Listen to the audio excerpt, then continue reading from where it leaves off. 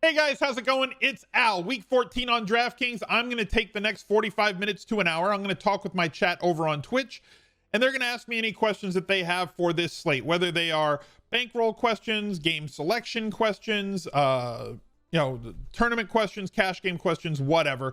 I'm going to go over everything that they have to ask me and give you my honest answers, my honest opinions of where I think things are shaping up to make lineups for the week 14 slate. I'm going to be wrong about some things. I'm going to be right about some things. All I know is that I'm giving you the best answers that I can possibly give you at this moment in time. News is rolling in constantly this morning, and the slate has already changed. It's 10 a.m. here on the West Coast as I start recording this. It's already changed from where it was when I went to bed last night with a couple of very significant injuries. One of them is concluded. Julio Jones is going to be out this weekend. So we have to talk about the ramifications for that and how it's going to affect that game as a whole and that Falcons offense. We also got news that Jamison Crowder is dealing with an injury and is now downgraded. He's questionable, possibly doubtful for this weekend's game, and how that's going to affect the Jets passing game. And yes, I know if you don't want to play the Jets passing game, don't play them, but it's my job to uncover any value that is pretty much out there on the slate. We already had some value on the Jets, and now there's possibly more value that is available on that Jets passing core. Or pass catching core. So now we've got a whole lot of value at wide receiver this week, and nobody really wants to pay up for the expensive running backs. It's going to be a very interesting slate. Thank you guys for being here. Drop a like on the video, subscribe to the channel, ring the notifications bell, leave a reply. Any of those free options help the channel and help the video in ways that you can't possibly fathom. If you wanted to go one step further, you can click the join button and become a channel member here on YouTube, which will give you access to the subs only rooms in Discord. There are plenty of free channels. You want to jump over to Discord, come please join the community. We're about 5,000 people in that Discord community, and it's the easiest way to surround yourself with other players. And daily fantasy is a sport, a game that can be extremely isolating. So if you want to surround yourself, make some new friends, plenty of free channels. But also, if you become a channel member, or if you're one of the subs on Twitch, there are VIP channels, subs only channels. That's where the majority of the conversation happens across the board. And we've got a bunch of different categories over there and have created a great community over the years. So we'd love to see you come join that. Other than that, let's bring in the chat. Let's talk to them. See what we do. In 3 max, 5 max contests, do I typically run the same stack in all lineups or diversify your stack? So yes. So we've gone over this, right? On the recap show every single Monday, you guys get to take a look at the 3 lineups that I hand make for 3 max games, and I typically will take a core, run it through the lineups that I have with different quarterback stacks. So I'll take 3 of the stacks that I think have the most upside plus leverage on the field. I will try and incorporate secondary stacks in those lineups as well, and then I'll put a couple of core plays best in slot for the one-offs, the remaining places in those lineups, building 3 correlated lineups. And I'm not just going to say, well, I'm going to have all of team A bringing it back with all of team B in all 3 stacks, and hopefully my only differentiation is going to be the one-offs or the defense. No, I want to take 3 completely separate shots at finishing in first. I'm not trying to get all 3 lineups in the money. Now, if all 3 end up in the money, sure, great, that's outstanding. But the reality is, it's a Ricky Bobby format. If you're playing GPPs, if you ain't first, you're last. All the money's in the top 1%. So I'm trying to get one of my 3 lineups into that top 1% and taking the maximum amount of shots that I can to get myself there. That philosophy remains in 5 max, it remains in 20 max, it remains in 150 max. You're trying to finish all the way at the top of the leaderboard. If you min cash half of your lineups, right? 75 get in, 75 out. You lose money. There's no point in just sneaking into the money and bubbling. You got to take your shots at coming in up top. Who's better for cash, Adams or Jones, if you're targeting one Packer? I like Adams a lot, and I don't think there's an opportunity cost because there's 3 wide receiver slots and a flex. I think we need to start viewing Adams more like a 5-box running back, right? Much like we viewed Mike Thomas last year. If you wanted to play Mike Thomas as a 4th wide receiver as your flex last year, totally viable. And Devontae Adams is in that place this year as well. Can we discuss the wide receiver value plays? Sure. Go over here, come down here on DraftKings. So wide receiver values that we should be looking at this week. The lifeguard's out. Such a handsome young man. He's not playing. We do have Brashad Perriman, who on the Fantasy Focus podcast I called Brett Perriman because I'm old. Nothing I can do about that, so I apologize. The Jets' issue right now is that there's just no guys to catch the ball from Sam Darnold. No matter what you think of this offense, opportunity should be there. With Mims out for COVID reasons, he doesn't have it, but he left the facilities and he can't get cleared in time to play this game, so he's out. That means that Jeff Smith will likely file into that outside role. He's 3K. Perriman, the most talented of the group, is 3,900 on the other side. And now we have news that Jamison Crowder, as I spoke about in the open, if I could just find his name quickly, and I can't. Jamison Crowder now got a calf problem. He's expected to be questionable. If he goes, awesome.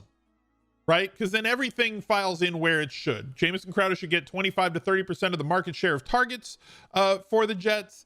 And that means that probably Perriman will get like 19 or 20% of the targets for the Jets, and Jeff Smith will eat up whatever 10 to 15% is remaining on the other side. But if Crowder's out, now all of a sudden we have this vacuum with 25% to 30% of the target market share being just gone. And it has to be spread among those three guys. So now somebody like Braxton Berrios will slide into the slot for Crowder. He's 3K and viable. He may not do much, especially not on a per catch basis. He's not a downfield threat. But somebody was joking around in chat before and said, well, he's going to end with like 6 catches for 47 yards. He needs 9 points to get you value. That would be 10.7. So for cash games where you're only trying to target the best points per dollar plays, he would be a very good points per dollar play at 3K. Jeff Smith on the other side for 3K, and Perriman at 3,900.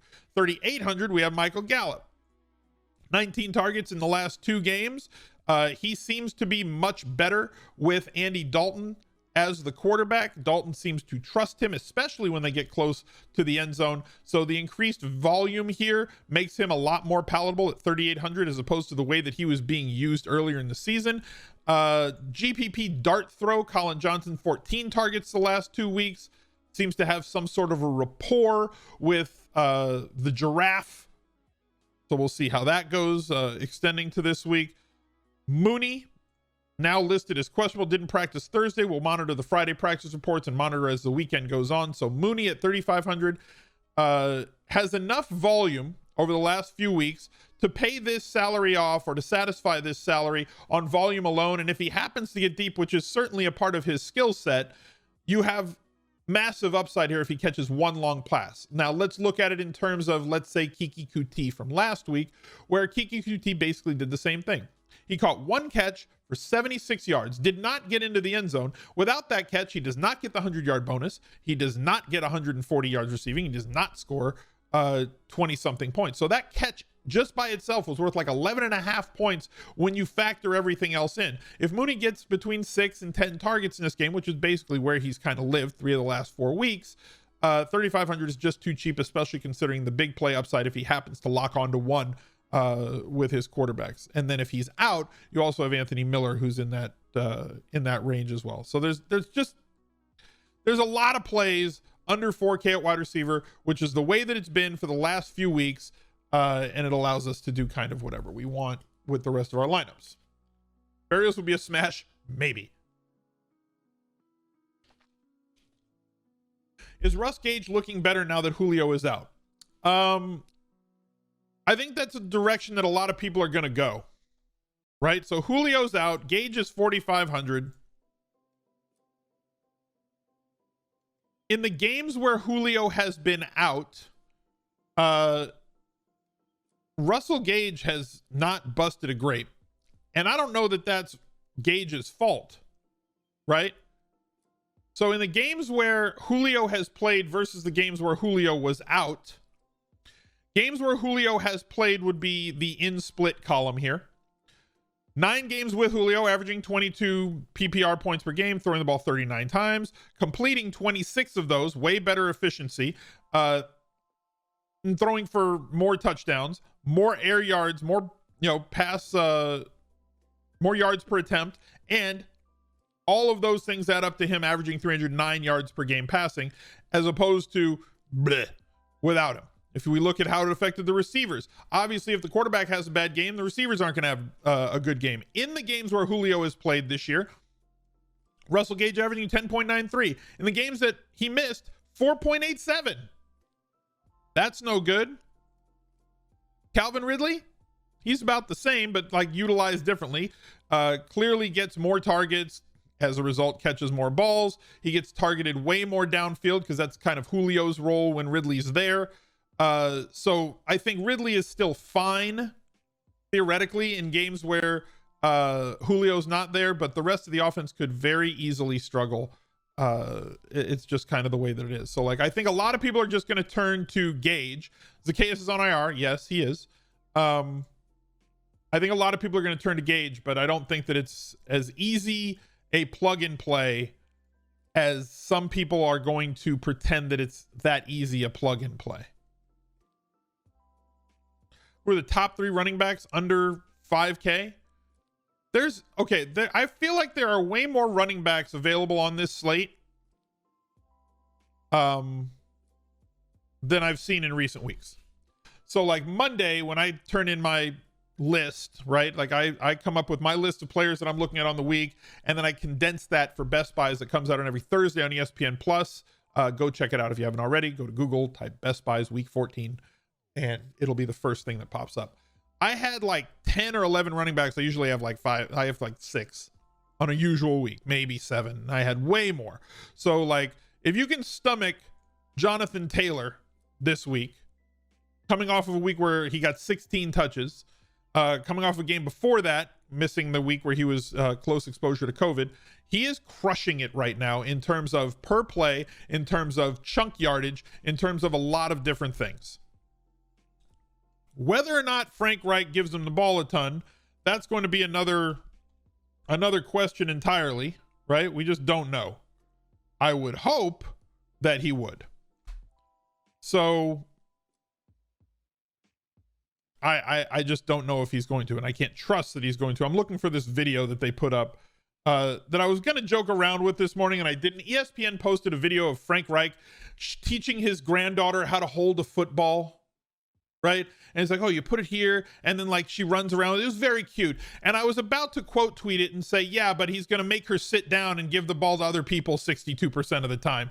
But I didn't do that. I didn't do that because I felt that would have been rude. Some people would have said, you're talking, this is a family moment, you're exploiting it for a joke, and I would have been, and it's funny, but like I didn't do it because I'm a good guy. Company man. Rule number 1, don't get fired.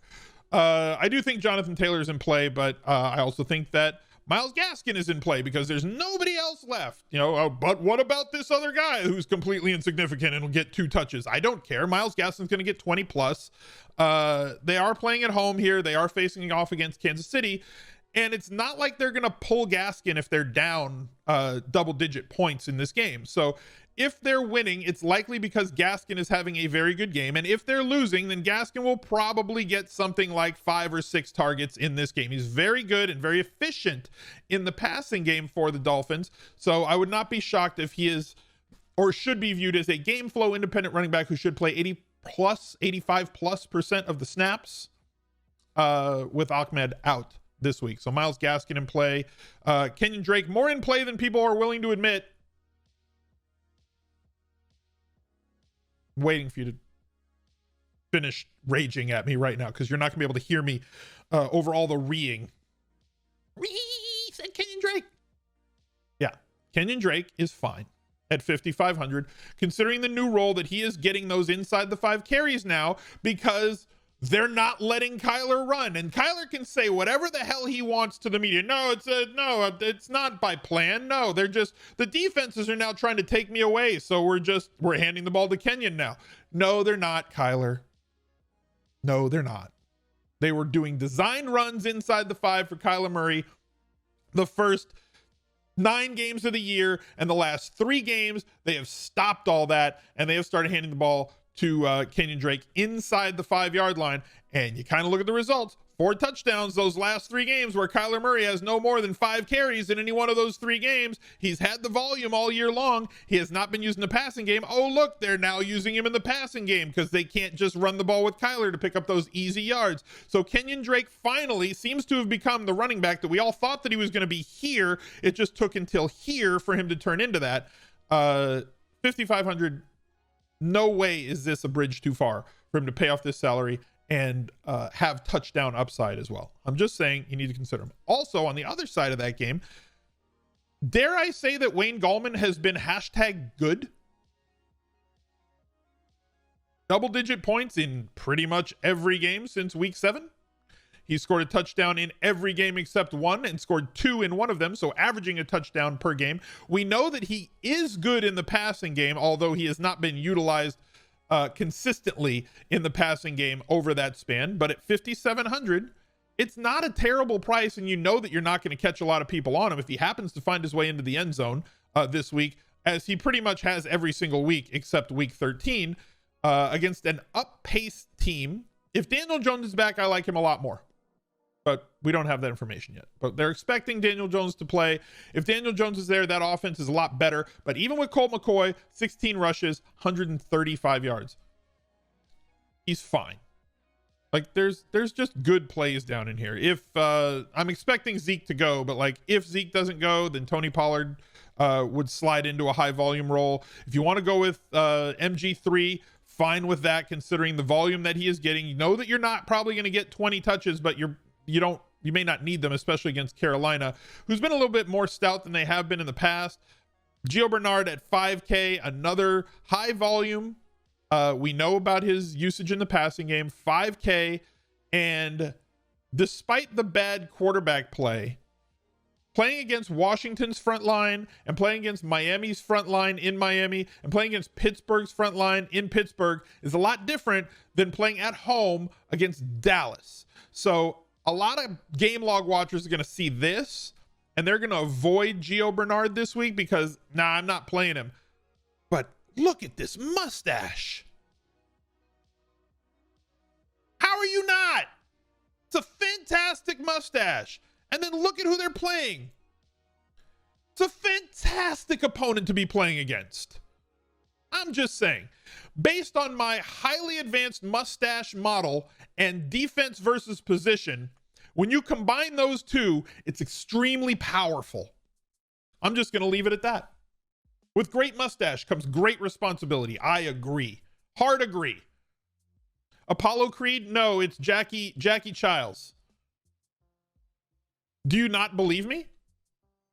Do you guys not watch Seinfeld? Have you not seen Jackie Childs?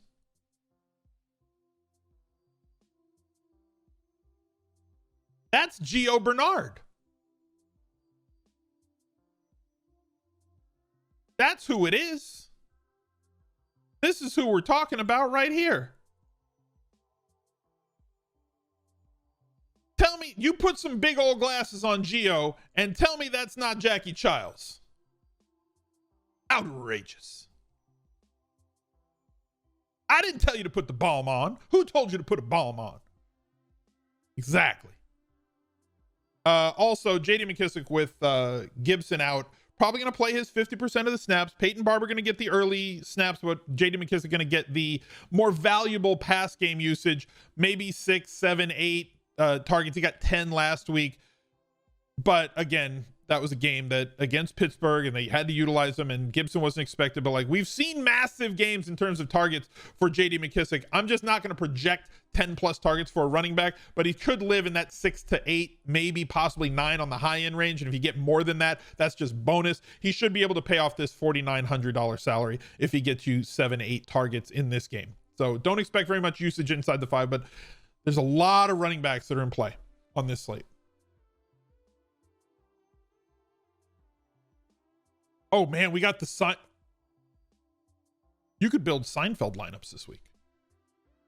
We could oh yeah, David Johnson, apparently there's something with him. Also monitor Chicago for possible COVID situations there. But we could play Gio Bernard and correlate him on the Seinfeld narrative with Drake. Love the Drake.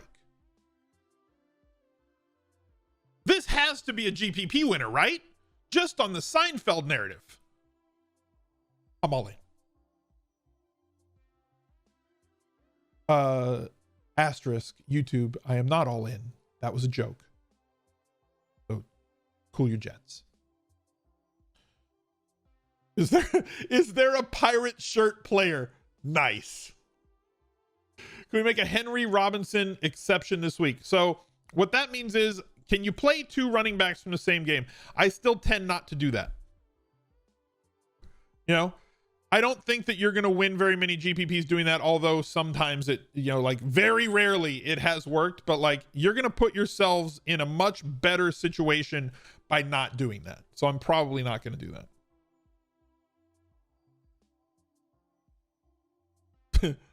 Drake, okay, maybe streamer. Oh, like, look, at least we're past, you know, no way streamer.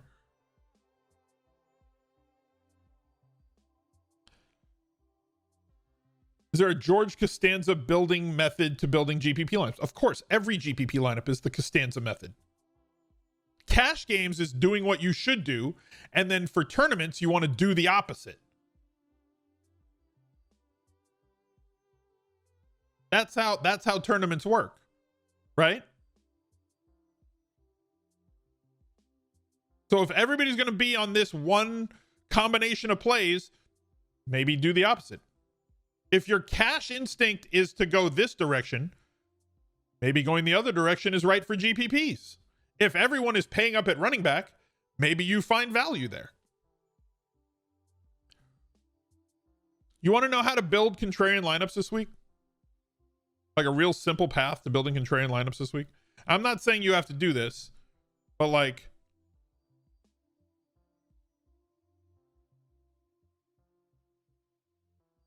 start your lineup with that. You're different.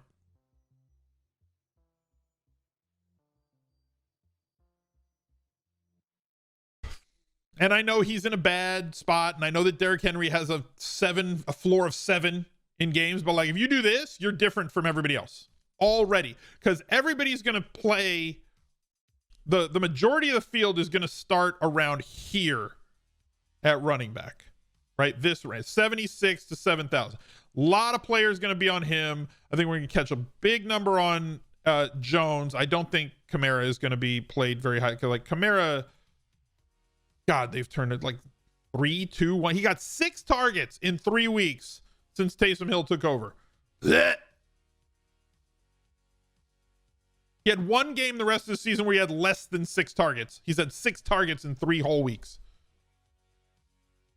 Because like most people are going to go there. A lot of people are going to pick somebody in that range, that sub 6K range that we talked about. So like pick your favorite running back in here. They're going to go there. He'll be a high volume guy. I don't know if he's going to catch high percentage. Like all these guys are going to catch a number. But like you want to get different? Play those high dollar guys, because a lot of people are going to do this. This is going to be popular, and then one guy in this range is going to be popular. Right? This 7K range. I'm not like whether it's Allen, whether it's Ridley, whether it's Jefferson, whether it's whoever. So the way to get different is to do that other thing. Find out where everybody's going to be, do the other thing. Davis going to slip through the cracks? Maybe. It's going to be interesting with the receivers that are out, or receiver that is out in DJ Moore, because if we take a look at Carolina, DJ Moore catching 22% of the market, 22.5% of the market share of targets for Carolina right now. So Robbie Anderson should theoretically be getting a bump no matter what projection set you're using, or will get a bump no matter what projection set you're using, because his floor just got higher, because there's games that he gets 30% of the targets and other games where he gets like 15, and it kind of yo-yos up and down, right? But like with DJ Moore out, that boosts Curtis Samuel a lot. And with Christian McCaffrey doubtful, that kind of secures Mike Davis's floor as well. You could see 70% of the targets or more go to Robbie Anderson, Curtis Samuel, and Mike Davis, even though I hate the way that they've used Mike Davis for the last 2 months. But it is what it is. So DJ Moore out of the equation. That's a lot of vacated target market share, right? And if you look at the red zone targets, it's a few, right? These are the guys that got targeted in the red zone. Now they're going to get targeted more between the 20s.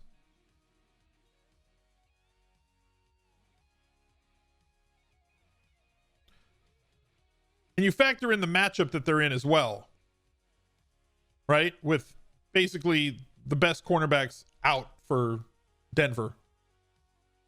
Any viable quarterback running back stacks this week? So if you project your running back for more than 20% or more of the market share of targets, then I'm okay with you using that stack in tournaments. Otherwise, it's just really way too thin. You know? And I'm sure that if somebody comes in with like a Tannehill Henry stack and Henry has a 90-yard touchdown and Tannehill throws for 3+ and 300 yards, they're going to say, see, you were wrong, streamer. No way. And it's like, okay, you caught an outlier. Chill out. Because the reality is there's only a few teams that you can really think are going to be able to manage a running back that's going to get a solid amount of the market share of targets. You know, like somebody like Austin Eckler projects at like 18 to 20% of the market share of targets. He'd probably be like the only guy that I am excited about the quarterback and would also include him in stacks with the, you know, as a pass catcher with the quarterback. And I rate the 7K running backs. I mean,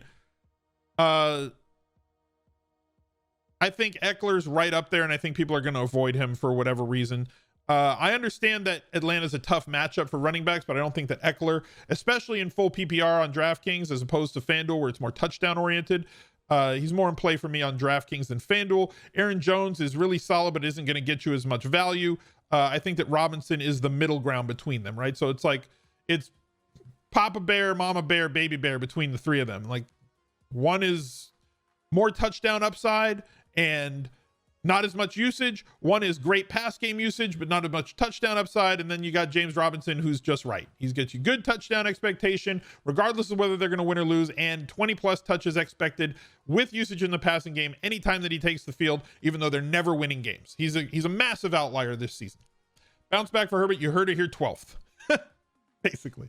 Can you rate the 9v9s under 50K total? Let me get right on that. With Julio out, you think Eckler is more valuable? Maybe. That defense is really tough against running backs, and it's one that we're not used to being tough. Can I discuss the Seattle offense for this game against the Jets, possible game scripts and such? Carson viable for cash. Carson and cash is risky. I love him in tournaments. Carson and cash is risky because we can't book the usage that we normally are able to book for a 7K essentially running back. And the majority of his work comes in the running game. And rushes aren't as valuable as targets. Now, we've gone through this all year with the Jets, and people have faded passing games against the Jets all year, wrongfully so. They're one of the worst teams in terms of efficiency in defending opposing passing games, and every offense has come in and exploited that. But everybody gets favored by 10+ points against the Jets. And so everybody says, well, I cannot play quarterbacks against the Jets. 381 passing yards allowed, 257 allowed, 366 allowed, 446 allowed, 307 allowed. Like, and look at how many rush yards they've allowed. 72, 104. This is in total. 29 against the Chargers, 159. That was a great game, right? But again, you have a quarterback who runs the ball a ton in that game. The Chiefs ran for 50. You remember this game, week 8? Oh, I'm not playing Mahomes this week. They're just going to run the ball. If you think a team's going to score 35 real life points,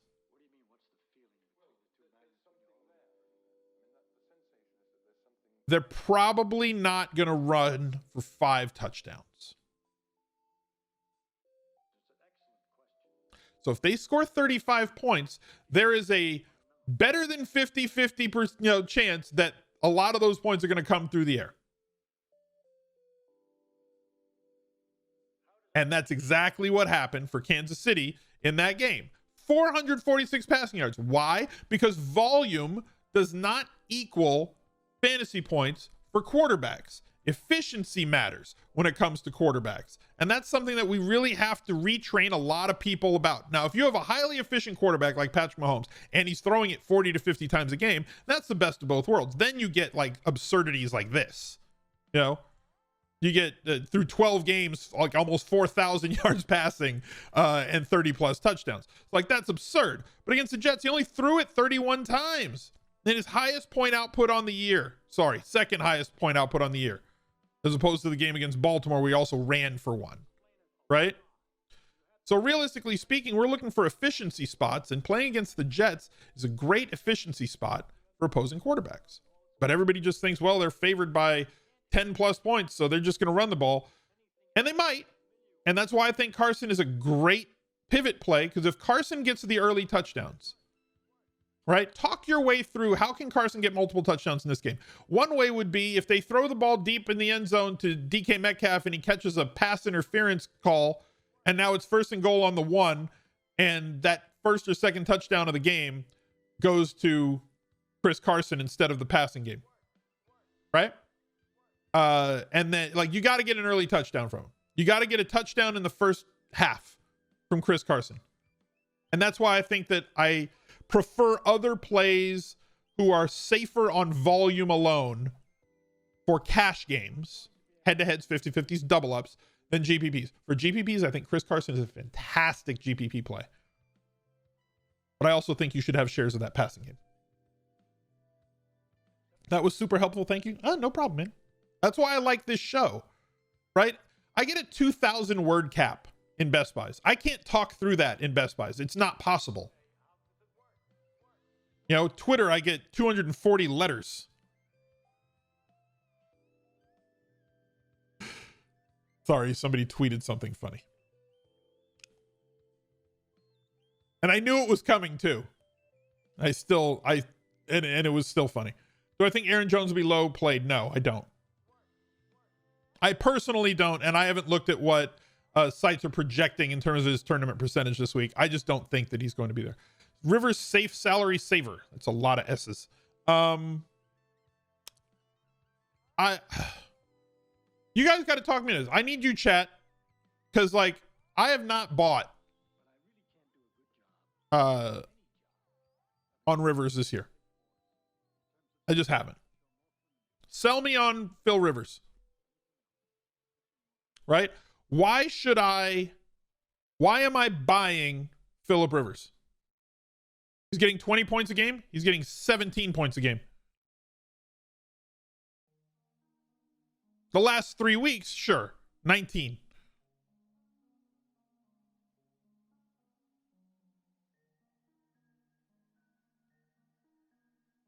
And one of these was to a running back.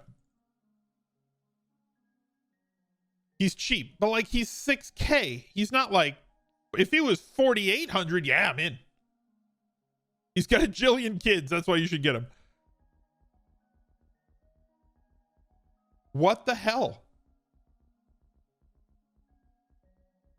Bach, thank you for the 20 gifted subs, dude. That's absurd. Thank you very, very, very much.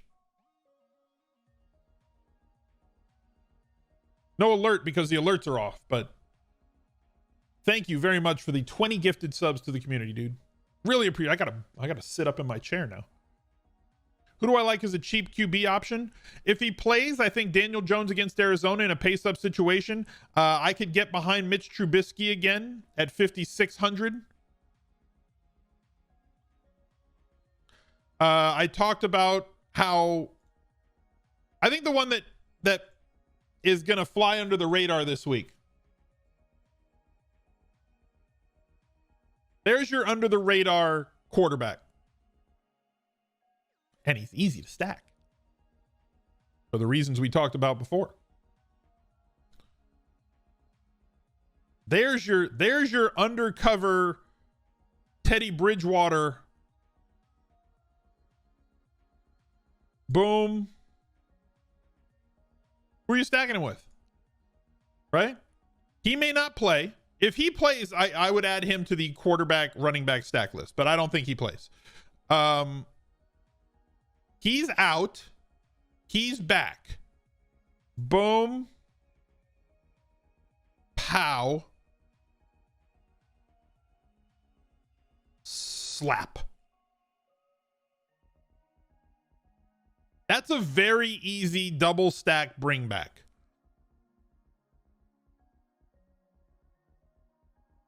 Yeah. I think you got a lot of quarterbacks at that price range. Sub 6K, let's say, right? Sub 6K quarterbacks. Rivers averaging 16.8. Bridgewater averaging almost 20. Matt Ryan averaging 18.6, though I'm a little cooler on Ryan now with Julio out, but I get it. Mitch Trubisky against a bad defense last week, 14. The week before against the defense, 21. I don't think that Rivers is any better than Trubisky from a projection standpoint this week. If Daniel Jones goes, I like Daniel Jones better this week. You know? I don't want to lock in a 22-point ceiling, I think is my biggest problem. That's my biggest problem with Phillip Rivers, is the absence of a ceiling, as opposed to like Kirk Cousins, who the last 5 weeks is averaging 25 DraftKings points per game for 200-300 more. Right? Like that's my issue. In a game where it's a pass funnel defense, they don't want you to run. They force you to throw. And we know how good Jefferson is, and we know how good Thielen is. You're just talking cheap for cash. No, I get it. I'm not faulting you, Sharon, at all. I want that floor plus ceiling. You know? Even in cash, I want access to a ceiling. Yeah, but how many kids does Cousin even, how many does he even have? Kirk Cousins clearly, not as much on the team as Phil Rivers. Rivers definitely on the team. Thoughts on Tampa Bay, Minnesota, Brady, Cook, Godwin to start. I love stacking both sides of that game for tournaments. You don't need to stack in cash. That's the other thing I need to remind people about every week. I also now have to say, because we're getting a lot of new members, that the difference between a cash game and a tournament is cash games are your 50-50s, double ups, triple ups, games that pay out 33% or more of the field, right? And there's no difference between first and 33rd. There's no difference. You pay the same. If you finish first, you double your money. If you finish 30th, you double your money. You finish 49th, you double your money. Triple up first, you double your money. 33rd, you triple your money if you come in first. You triple your money if you come in 33rd. No different. You just got to be in the money. So all we're looking to do is get the highest points per dollar expected in that spot. Be optimal. You don't need to stack. You don't need correlation. You don't need any of that. Tournament's different story. You're trying to come in all the way at the top. You want to win all the eggs? You got to be willing to put all your eggs in one basket. Much easier to be right about one thing than it is about four. So a double stack with a bring back, that takes up 4 spots in your lineup, and all you need is for that game to go over the total by like 10 or 15%. It's a 50 total game. If it goes if they score 55 or 60 real life points, all of a sudden you're putting yourself in a position to succeed massively in 4 spots on your lineup, as opposed to having to pick 4 individual teams. It's hard to win a 4-team parlay. Much easier to win a 1-team bet. Any love for Debo? Yeah, Debo and Ayuk are good. Ayuk's really cheap. You want to hit the millie with 150 of the same lineup? I mean, sure.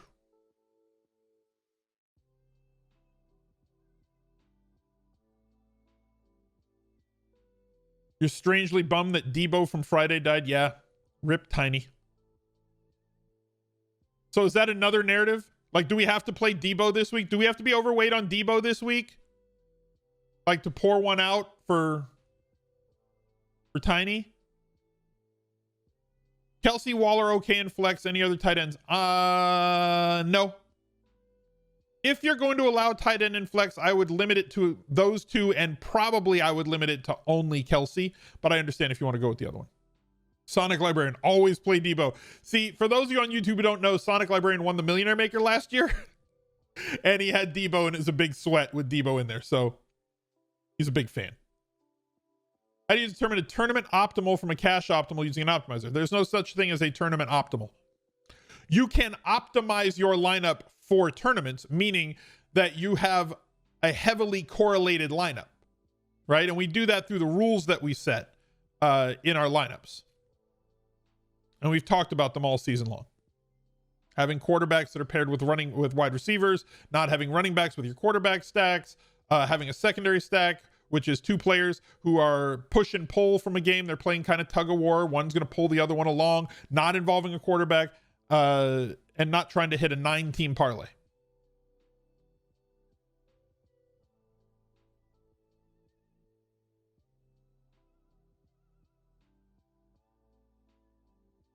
We already talk about Jalen Hurts. I have no idea what to do with that.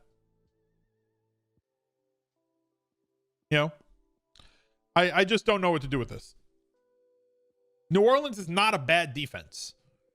And they're in the let's find out mode, what we have with Jalen Hurts. And could be meat, could be cake. Don't know. Right? He will have a floor with his rushing ability. So he'll get you 3, 4, maybe 5 points on the ground through yardage, right? He might end this game with 45, 50 rushing yards, which is a lot for a quarterback.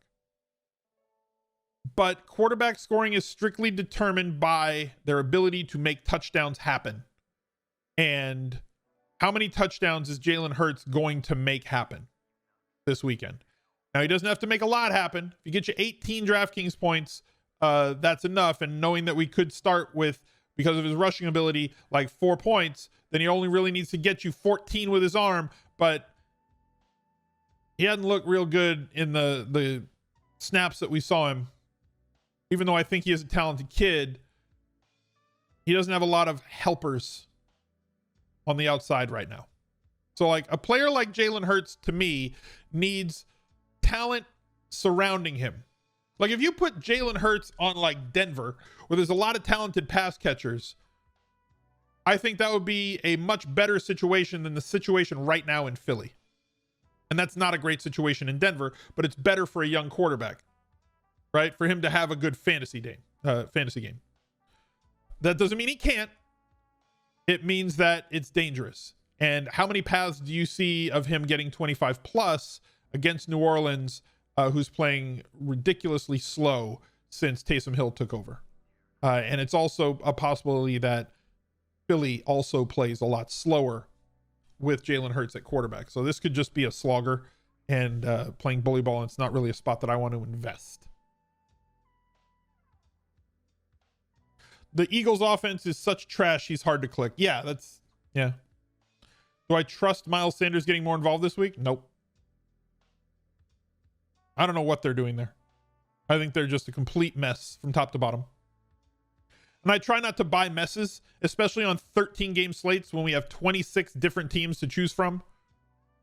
And I can find spots that aren't a mess. And I can find spots that aren't a mess that aren't going to be heavily played. Right? If there was no other way to be contrarian and I had to buy into that offense, then sure, I'd get it. But like, I don't have to play the 2 or 3 teams that everybody's going to be on. There's so many great ways to be contrarian this week without being stupid. It would be the best way to say it. Best value on the board so far for DK Cash? I mean, I don't know.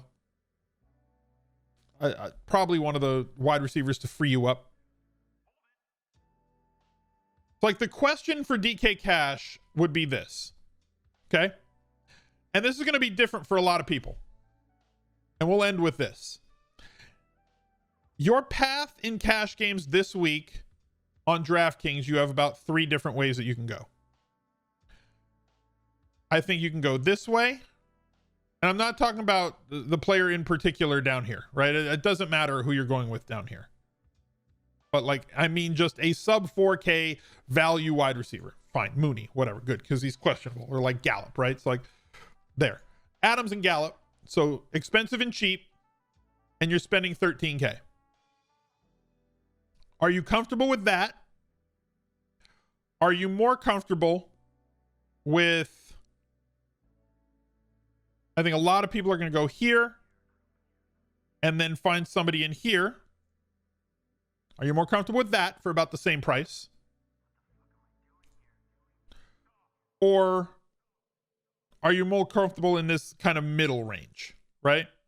Because I think that those first two are going to be some extremely popular paths to go for the exact same price at wide receiver. And for me, I'm okay locking in the 27 points there and hoping that I get the 10 or 12 points from one of these sub guys down here. And then I'll just fill in the rest of the lineup, and it's very easy to do. So I think that that's going to be the most common path. There's plenty of running back plays this week that I don't think that we need to coalesce around just one of them. Pick the guy that you think is best for you in cash in terms of point per dollar. Differentiate from those guys in tournaments. Find the guys that you think might lead you to the most touchdown upside in tournaments. Find the guys that can pay off their salary in volume in cash games. And pay attention to your stacks and bringbacks and secondary stacks. That's going to do it for this week. Appreciate you guys being here. Look out for another video right there. He's a legend.